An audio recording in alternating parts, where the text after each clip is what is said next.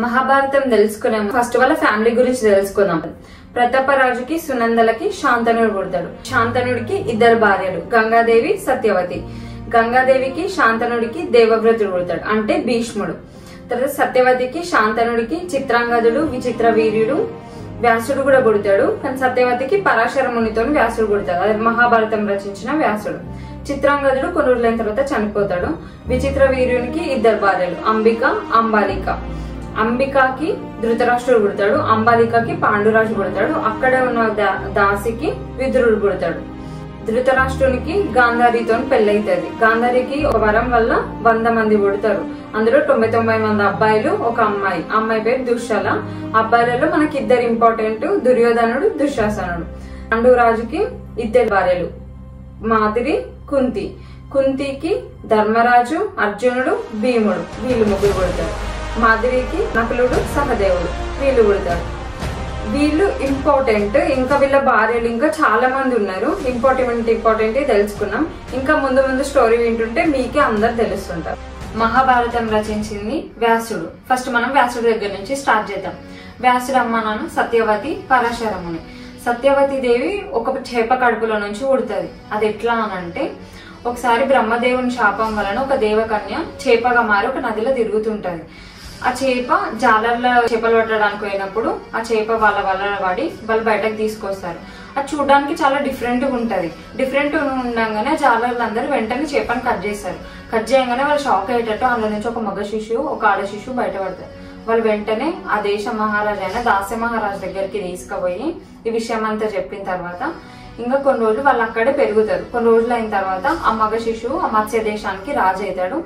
ఆ అమ్మాయి ఆ రాజ్యంలో పెరుగుతుంది. ఆ అమ్మాయి సత్యవతి దేవి ఒకసారి యమునా నది దగ్గరికి వెళ్ళి అక్కడ ఉంటది. అప్పుడే అక్కడికి పరాశరముని వస్తాడు. పరాశరముని ఎవరు అంటే వశిష్ఠ మహాముని వాళ్ళ మన్మడు. ఆయన అక్కడికి వచ్చి ఆమె సత్యవతిని చూడంగానే ఆమె అందానికి అట్రాక్ట్ అయిపోతాడు. అట్రాక్ట్ అయిపోయి ఆమె దగ్గరికి వెళ్ళి సంగమించమని కోరుతాడు. కానీ ఆమెకి ఇష్టం ఉండదు. ఏం చెప్పాలో తెలియక మహాముని కదా ఏమైనా శాపం ఇస్తాడేమో అన్న భయంతో రీజన్ చెప్తుంది. ఏం చెప్తుంది అంటే, ఇప్పుడు నేను జాలరి కూతుర్ని కదా, నా దగ్గర అంతా చేపల కంపు వస్తుంది అని అంటది. అంటే ఆ మహాముని దగ్గర ఉన్న శక్తులతోని ఆ చేపల కంపు అంతా పోయి మంచి వాసన వచ్చేటట్టు చేస్తాడు. తర్వాత నాది కన్యత్వం పోతుంది ఇట్లా చేస్తే. తర్వాత నేను మా నాన్నకు మొహం ఎట్లా చూపించుకోవాలి అని అంటది. అప్పుడు నీ కన్యత్వం పోకుండా నేను ఒక వరం ఇస్తా అని అంటాడు మహాముని. తర్వాత ఇంకో రీజన్ చెప్తుంది, ఇదంతా పగలు కదా ఎవరైనా చూస్తే అని అంటది. తర్వాత ఈయన దగ్గర ఉన్న శక్తితోని మేఘాలన్నీ కమ్ముకునేటట్టు చేసి అంతా రాత్రేటట్టు చేస్తాడు.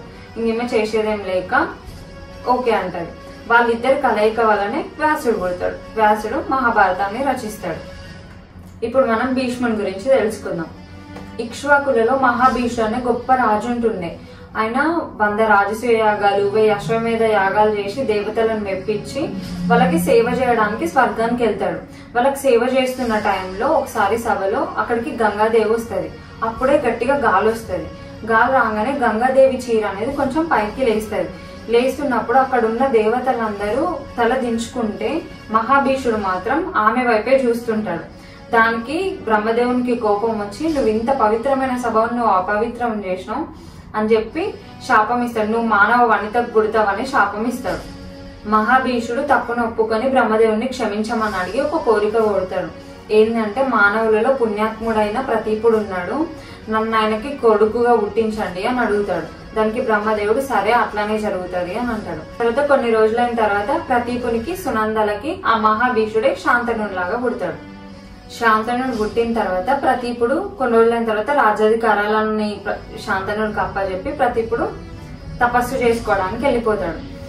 అట్లనే జరుగుతున్నాగా ఒక రోజు శాంతనుడు వేట కోసం అని వెళ్తాడు. వేట కోసం అని వెళ్ళినప్పుడు అక్కడ ఒక అమ్మాయిని చూసి చూడగానే బాగా నచ్చుతుంది శాంతనుడికి. శాంతనుడికి నచ్చగానే ఆ అమ్మాయికి కూడా శాంతనుడు నచ్చుతాడు. శాంతనుడు వెంటనే పోయి నువ్వు నన్ను పెళ్లి చేసుకుంటావా అని అడుగుతాడు. అడిగితే అక్కడ ఉన్న అమ్మాయి, నేను నిన్ను చేసుకుంటా, అక్కడ నా దగ్గర ఒక కండిషన్ ఉంది, దానికి ఒప్పుకుంటే చేసుకుంటా అని అంటాడు.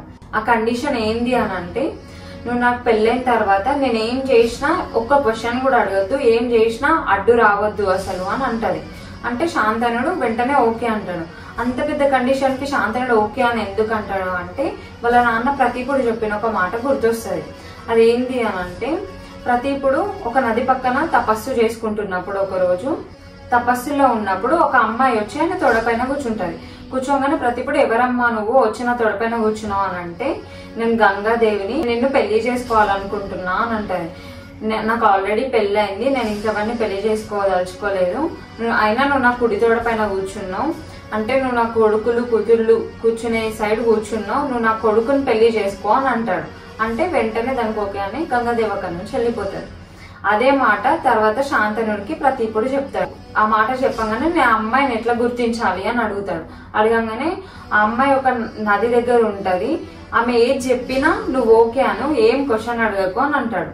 అందుకే శాంతనుడు ఇప్పుడు చెప్పిన మాటకి రెస్పెక్ట్ ఇచ్చి సరే అని ఓకే అంటాడు. ఇంకా పెళ్ళైన తర్వాత కొన్ని రోజులకి ఫస్ట్ ఆమె కొడుకు పుడతాడు. కొడుకు పుట్టంగానే శాంతనుడు ఫుల్ హ్యాపీగా ఫీల్ అవుతాడు. హ్యాపీగా ఫీల్ అయింది అది కొంచెం సేపు కూడా ఉండదు. వెంటనే ఆమె ఏం చేస్తుందంటే నదిలో పోయి పడేస్తుంది. ఫస్ట్ పోయి నదిలో పడేయగానే అడుగుదామని వెళ్ళినా గానీ ఏం అడగలేకపోతాడు. ఎందుకంటే ఆమె పెట్టిన కండిషన్ గుర్తొచ్చి నేనేం అడగొద్దు అని చెప్పి ఏం అడగడు. తర్వాత నెక్స్ట్ ఇంకో కొడుకు పుడతాడు. అయినా మళ్ళీ సెకండ్ టైం కూడా అట్లనే పోయి నదిలో పడేస్తుంది. థర్డ్ టైం, ఫోర్త్ టైం అట్లనే 7 times అట్లనే చేస్తుంది. ఇంకా 8th టైం కూడా ఆ కొడుకుని అట్లనే పడేయబోతున్నప్పుడు ఇంకా శాంతనుడికి ఇంకా వల్ల కాదని చెప్పి పోయి అడుగుతాడు. ఇంకా శాంతనుడు క్వశ్చన్ అడగంగానే ఆమె ఒరిజినల్ రూపంకి వచ్చేసి గంగాదేవి రూపంకి వచ్చేసి, మీరు ఇచ్చిన మాట తప్పిరు, నేను వెళ్ళిపోతా మీ దగ్గర నుంచి, కానీ మీరు అడిగిన క్వశ్చన్ కి నేను ఆన్సర్ చెప్తా అని చెప్పి చెప్తాది. అప్పుడు ఒకసారి జరిగిన సభలో మహాభీషుడు గంగాదేవిని చూస్తాడు కదా చీర పైకి లేచినప్పుడు. అప్పుడు గంగాదేవికి మహాభీషుడు కూడా నచ్చుతాడు. సో ఆ మహాభీషుడిని పెళ్లి చేసుకుందాం అనే ఆలోచనతోని వస్తుంటది. భూలోకానికి వస్తున్నప్పుడు దారిలో అష్టవసువులు కనిపిస్తారు. అంటే 8 వసువులు బాధతో కనిపిస్తారు. ఏమైందని చెప్పి వాళ్ళ దగ్గరికి పోయి అడుగుతుంది ఏమైంది అని అంటే ఒక స్టోరీ చెప్తారు. వాళ్ళు ఏంటంటే వాళ్ళు ఒకసారి వశిష్ఠముని ఆశ్రమానికి వెళ్ళినప్పుడు వాళ్ళ భార్యలతో కలిసి ఆశ్రమానికి వెళ్తారు. వెళ్ళినప్పుడు అక్కడ ఒక కామధేనువుని చూస్తారు. నందిని అనే కామధేనువు అంటే ఆవు. ఆవుకి చాలా శక్తులు ఉంటాయి, ఏది అడిగినా ఇచ్చేస్తుంది. అది చూసి ఈ వసువులు షాక్ అవుతారు. ఈ వసువులు అందరూ 8 వసువులు కదా, 8వ వసువు ప్రభాసుడు. ఈ ప్రభాసుని భార్య ఏమని అడుగుతుంది అంటే, ఆ కామధేను నాకు కావాలి, నేను నా బెస్ట్ ఫ్రెండ్ కి గిఫ్ట్ ఇస్తా, ఆ కామధేను పాలు తాగితే ముసలితనం రాదంట, నేను నా బెస్ట్ ఫ్రెండ్ కి ఇవ్వాలనుకుంటున్నా అని చెప్పి 8వ వసువు అయిన ప్రభాసుని భార్య అడుగుతుంది.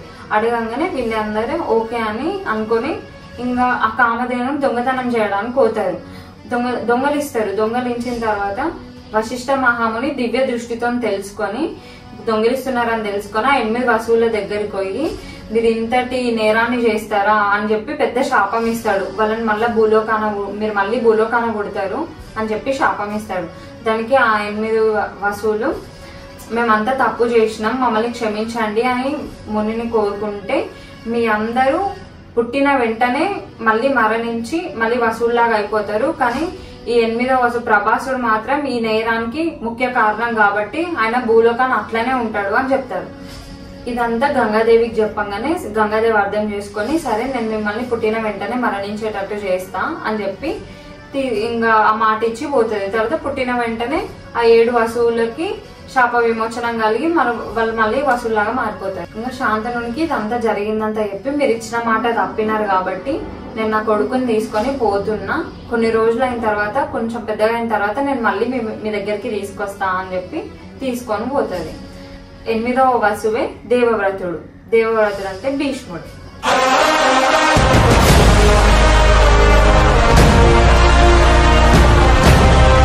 కొన్ని రోజులైన తర్వాత గంగాదేవి దేవవ్రతుని అంటే భీష్ముని తెచ్చి శాంతనుడికి అప్పగిస్తుంది. తర్వాత శాంతనుడు ఆ రాజ్యానికి యువరాజ్యం చేద్దామని అనుకుంటాడు. అప్పుడే శాంతనుడికి ఒక రోజు సత్యవతి దేవిని చూస్తాడు. చూడగానే సత్యవతి దేవి బాగా నచ్చుతుంది.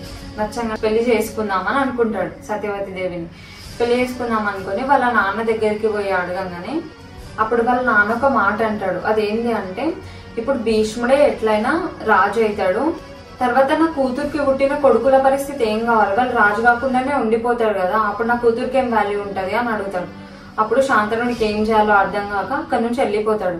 వెళ్ళిపోయిన తర్వాత అదంతా డల్లుగా ఉండడం చూసి దేవవ్రతుడు ఇదంతా విషయం తెలుసుకొని వాళ్ళ నాన్న దగ్గరికి పోతాడు. పోయి నాకు అసలు ఇంకా రాజు గాను, అసలు కేవలం వాళ్ళ నాన్న కోసం నేను రాజు గాను అని చెప్పి అంటాడు.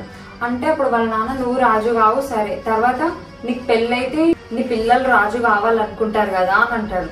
అప్పుడు వెంటనే భీష్ముడు ఒక పెద్ద ప్రతిజ్ఞ చేస్తాడు. అదేంటి అంటే నేను ఎప్పటికీ పెళ్లి చేసుకోను, రాజు పదవి కోసం ఎప్పుడు ఆలోచించను, ఈ హస్తినాపురానికి ఎప్పుడు ఒక సేవకుడుగానే ఉంటా, సేవ చేస్తూనే ఉంటా, హస్తినాపురాన్ని కాపాడుతా అని ఇంత పెద్ద ప్రతిజ్ఞ చేసిన తర్వాత శాంతనుడు బాధ సంతోషం, నా సంతోషం గురించి ఆలోచించడానికి మస్తు హ్యాపీగా ఫీల్ అవుతాడు. హ్యాపీగా ఫీల్ అయి శాంతనుడు భీష్ముడికి ఒక వరం ఇస్తాడు. ఆ వరం ఏంటి అంటే స్వచ్ఛంద మరణం. భీష్ముడు ఎప్పుడు మరణించాలనుకుంటాడో అప్పుడే చనిపోతాడు. అప్పటి వరకు ఆయనకు చావు అనేది రాదు. ఆయన ఎప్పుడైతే చనిపోవాలి అని అనుకుంటాడో అప్పుడే చనిపోతాడు. ఈ వరం శాంతనుడు ఇస్తాడు. తర్వాత సత్యవతికి శాంతనుడికి పెళ్ళైతుంది. పెళ్ళైన తర్వాత విచిత్ర వీరుడు చిత్రాంగదుడు అని ఇద్దరు పుడతారు. వీళ్ళిద్దరి గురించి, వీళ్ళిద్దరు పెళ్లి అవన్నీ నెక్స్ట్ ఎపిసోడ్ లో తెలుసుకుందాం.